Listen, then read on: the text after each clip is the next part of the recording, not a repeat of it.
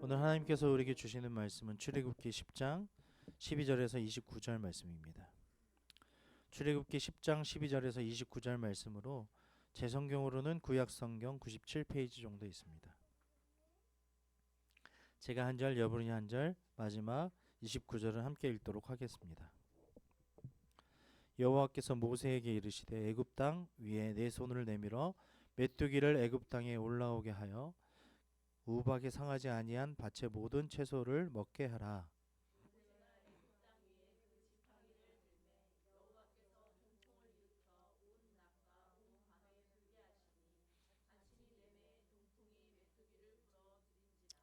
메뚜기가 애굽 온 땅에 이르러 그 사방에 내림에 그 피해가 심하니 이런 메뚜기는 전에도 없었고 후에도 없을 것이라.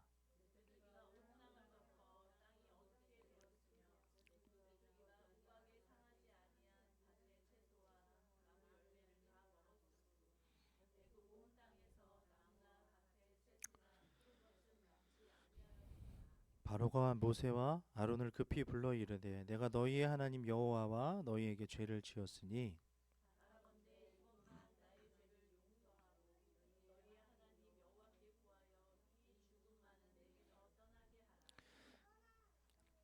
바로 그가 바로에게서 나가서 여호와께 구하매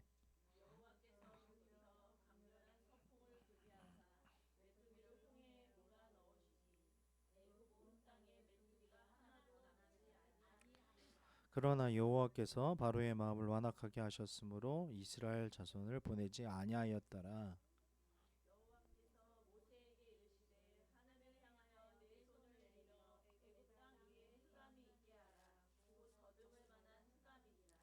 모세가 하늘을 향하여 손을 내밀매 깜깜한 흑암이 3일 동안 애굽 온 땅에 있어서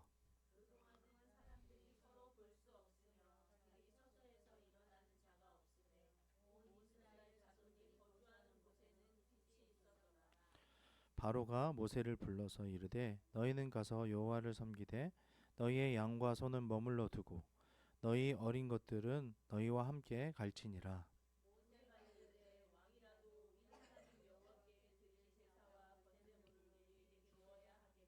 우리의 가축도 우리와 함께 가고 한 마리도 남길 수 없으니 이는 우리가 그 중에서 가져다가 우리 하나님 여호와를 섬길 것이며 또 우리가 거기에 이르기까지는 어떤 것으로 여호와를 섬기는지 알지 못함이니이다 하나.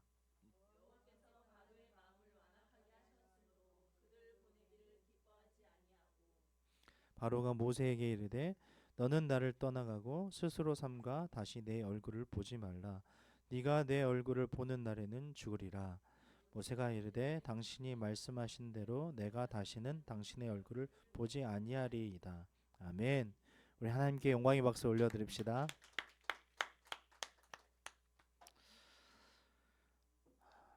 바람이 부는 날이 이제 오죠.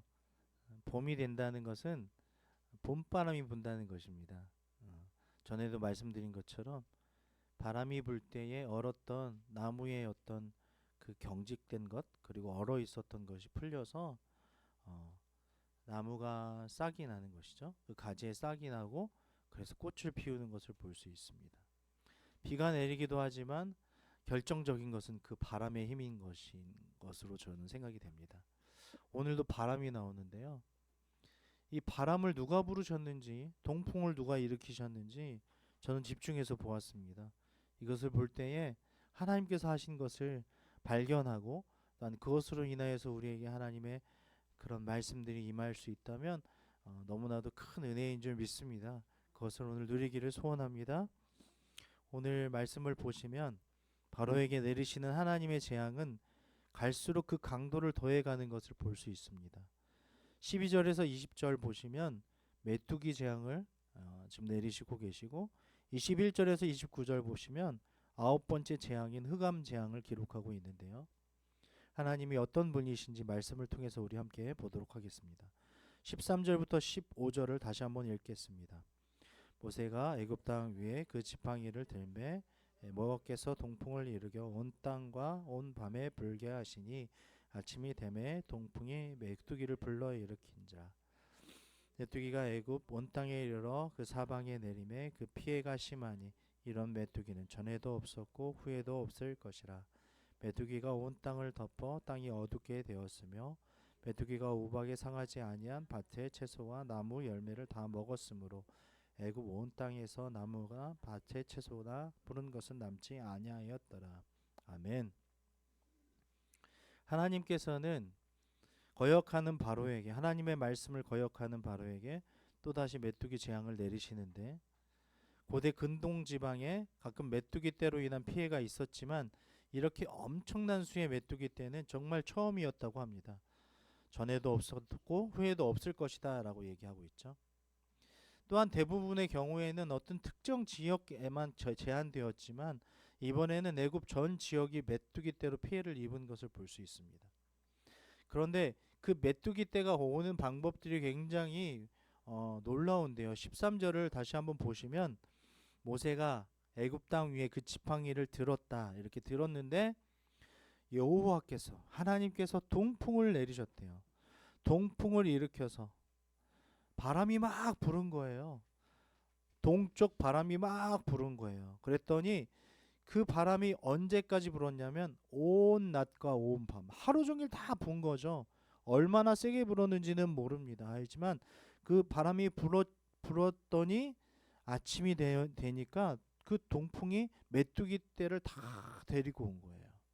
얼마나 많은 메뚜기 떼였냐면은 우박으로 상하지 아니한 그 모든 몽작물, 나무 열매 이런 것들을 다 먹어치우고, 그리고 지난 시간에 우리가 보았던 것처럼 모든 집과 모든 사람이 있는 모든 곳에 메뚜기가 있었던 것이죠. 바늘이 들어갈 자리가 없을 정도로 메뚜기가 많았다. 그렇죠? 얼마나 많은 메뚜기로 피해를 입었냐면은 그 피해로 인하여서 아예 먹을 것이 없었어요. 그냥 어떻게 살아야 하지? 메뚜기를 잡아먹을 수도 없고 메뚜기가 입을 막 벌리고선 모든 사람들도 막 이렇게 무섭게 하고 있었어요.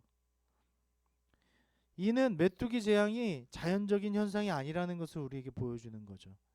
하나님께서 동풍을 일으키셔서 불게 하셨고 그 동풍이 메뚜기를 데려왔다. 모든 만물이, 그리고 그 모든 만물과 바람이 하나님에게 절대적으로 순종하는 것을 우리가 볼 수 있습니다.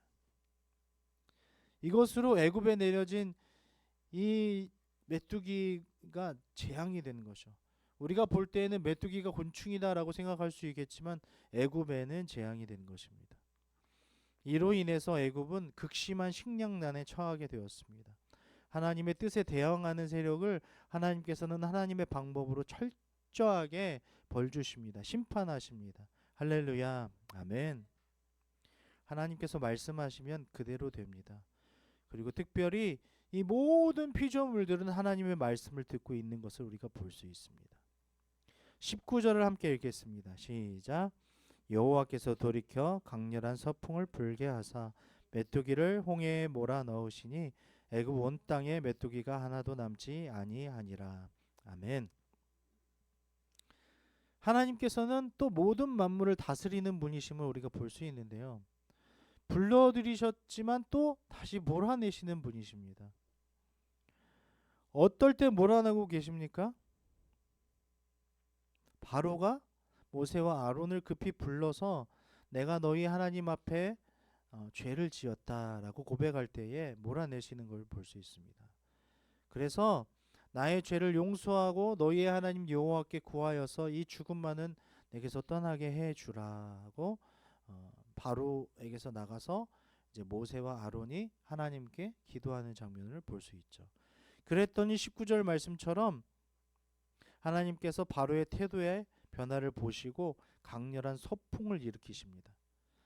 아까와 반대로 동풍이 아닌 서풍으로 일으키셔서 메뚜기 떼를 홍해로 쫓으시는 것을 볼 수 있습니다. 아무리 떼어서 이렇게 다른 곳으로 보내려고 하지도 못하는 그런 메뚜기 떼를 바람 한 번으로 왔다가 몰아내게 하시는 하나님이십니다. 할렐루야. 아멘.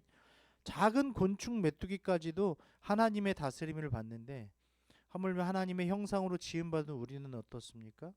하나님의 다스림을 잘 받고 있습니까? 하나님 저는 떠나기 싫어요. 하나님 저는 하나님 일하기 싫어요 하고 딱 붙어 있지는 않습니까?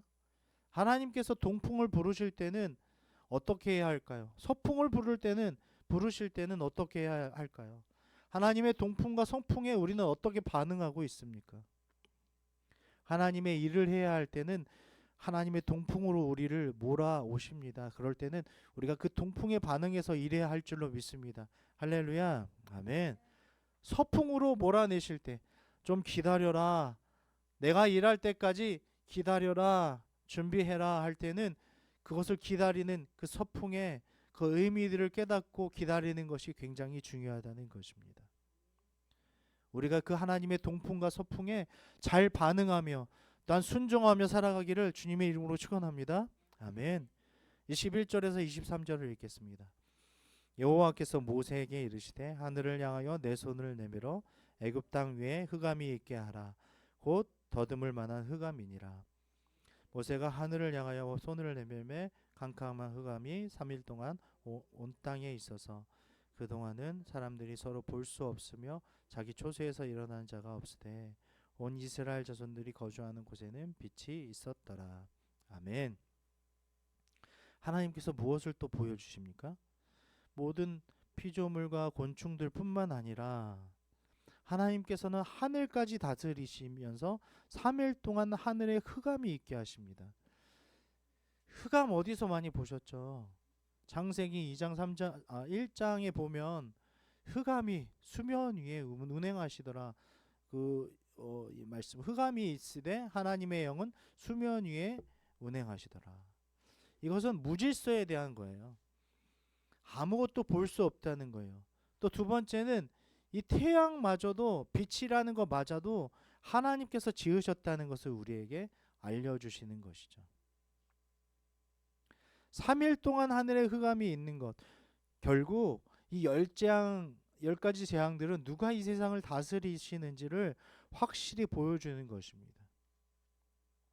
개기일식, 월식 이런 거 아시죠? 이것은 분명하게 일어났던 역사적 사건이라고 합니다. 그때 하나님께서 달과 태양을 움직이셔서 지금도 그러한 현상들이 일어나잖아요. 딱 가려지는 거예요. 태양이 가려지면 모든 것이 보이지 않는 거죠. 그런데 되게 놀라운 사실이 있는데 하나님께서 어디는 밝게 두셨다는 거죠. 어디죠?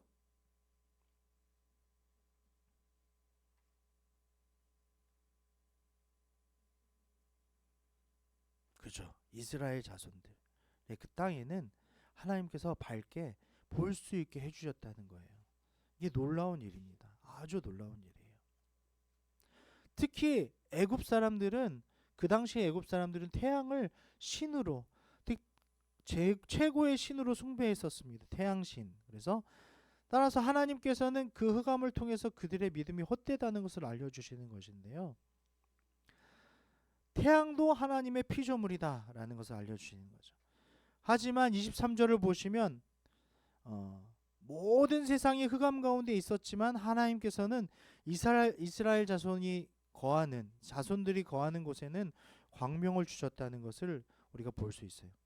온 이스라엘 자손들이 거주하는 곳에는 빛이 있었더라. 할렐루야. 아멘. 하나님께서 빛이 있어라 하시는 그 원초적인 그 빛이 있지 않습니까? 창세기 1장에 보면 그 빛은 질서를 줄 뿐만 아니라 시간을 우리에게 주었고 생명을 우리에게 주는 그런 빛이었습니다. 여기에도 빛을 언급하시는 것은 너희에게 생명을 주는 사람은 바로 나야 라고 하나님 말씀하시는 거예요. 나는 너에게 빛을 주면서 너희를 보호하고 있어. 너희를 바라보고 있단다. 주목하고 있어 라고 하나님 말씀하시는 거예요. 하나님의 백성을 구별하여서 지키시는 하나님의 긍휼하심을 볼 수 있는 것입니다. 하나님께서는 우리를 구별하여서 빛을 주시고 지켜주십니다. 창세 때부터 빛을 주셨고 하나님께서 예수 그리스도를 우리에게 보내주셔서 빛된 자녀로 우리가 살아가게 하시고 하나님께서는 이 빛으로서 우리를 구별하여서 우리를 지키시고 계신다는 것을 우리에게 말씀하시는 것입니다. 빛으로 오신 그 주님을 따라서 우리가 빛의 자녀로서 살아가는 빛이 되시기를 주님의 이름으로 축원합니다. 아멘. 24절부터 29절을 함께 읽겠습니다. 바로가 모세를 불러서 이르되 너희는 가서 여호와를 섬기되 너희의 양과 소는 머물러 두고 너희의 어린 것들은 너희와 함께 갈지니라.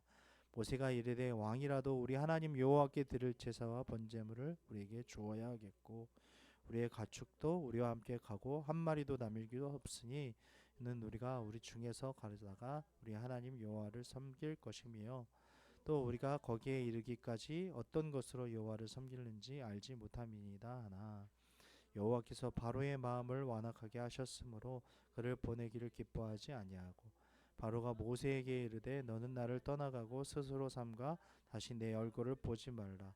네가 내 얼굴을 보는 날에는 죽으리라. 모세가 이르되 당신이 말씀하신 대로 내가 다시는 당신의 얼굴을 보지 아니하리이다. 아멘. 바로는 다급해지자 네 번째 타협안을 제시합니다. 이번에는 어린 것들은 이렇게 얘기하죠. 어린아이들은 함께 가되 양과 소는 가축들은 두고 가라고 제안합니다. 그러나 바뀐 타협안 속에도 바로의 간교한 계략이 숨어 있었습니다. 하나님께 드릴 희생 제물을 위하여 양과 소는 필수적이었기 때문에 모세는 이 제안을 단호하게 거절하는 것이죠.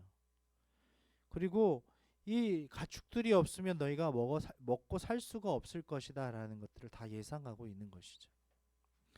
이처럼 하나님을 경외하지 않는 사람의 계략은 굉장히 교묘합니다. 말을 들어주는 것 같이 얘기하다가 하나, 두 개, 세 개, 네 개 이러한 제안들을 걸어오는 것이죠. 하지만 결국에 보면 다 하나님을 경외하지 못하게 하는 것들입니다. 하나님께 집중하지 못하게 하는 것입니다. 하나님께 나아가지 못하고 하나님을 믿지 못하게 하는 것, 그런 제안들을 하는 것이죠. 조금만 양보해. 이것만 양보해 하면서 조그만 것들을 이제 못하게 하면서 물들이는 것이죠. 이것에 굉장히 교묘한 것을 우리가 알아야 되는 것이죠. 그래서 긴장을 조금만 늦춰도 속을 수밖에 없습니다. 하나님을 경외하지 않는 사람의 이 계략은 그렇게 속이는 그런 속임수입니다. 하나님을 경외하지 않는 교묘한 말과 계략에 항상 주의하시기 바랍니다. 처음에 뱀은 우리에게 그렇게 다가왔었습니다. 이거 정말 하나님이 그렇게 말씀하셨어? 너희 부모님이 그렇게 말씀하셨니? 그거 정말 하면 안 되니? 조금만 해도 돼. 너 죽지 않아. 괜찮아. 너에게 아무 이상 없을 거야. 하지 않아도 돼. 이렇게 얘기하는 교묘한 말들에 속지 말아야 된다는 것입니다. 하나님께만 우리의 마음과 시선을 고정하시기를 바랍니다. 하나님 외에 다른 것에 마음을 뺏기지 않는 것이 중요합니다. 하나님을 예배할 때 하나님을 예배하고 하나님과 기도할 때 하나님과 교제할 때 하나님 교제하는 것. 365일 24시간 하나님을 마음에 두고 항상 살아가는 그 삶, 그것이 하나님의 자녀, 빛의 자녀의 삶인 줄 믿습니다. 무엇을 위해서 살아가겠습니까? 어떤 말을 듣겠습니까? 또한 하나님께서 동풍과 서풍을 부르실 때에 어떻게 사시겠습니까? 우리 자녀 앞에서 행할 것은 그거밖에 없습니다. 어떠한 계략에도 속지 않고 든든하게 뿌리가 깊어서 단단한 사람이 되어서 흔들리지 말고, 말에 흔들리지 말고, 행동에 흔들리지 말고, 사람에 흔들리지 말고 올곧게 그 길을 걸어가는 삶을 보여주는 것이 가장 큰 행복이고 가장 큰 재산입니다. 그렇게 할 때 하나님께서는 우리를 동풍과 서풍으로 마음껏 사용하실 줄 믿습니다. 우리의 삶이 어떠하더라도 팍팍할지라도 하나님께서 우리를 바라보시고 보호하시고 빛으로 우리를 인도하신다는 것을 기억하면서 오늘 말씀 기억하시면서 하나님만 바라보며 살아가는 믿음의 인생, 축복된 인생, 빛의 자녀의 인생 되시기를 우리 주님의 이름으로 축원합니다.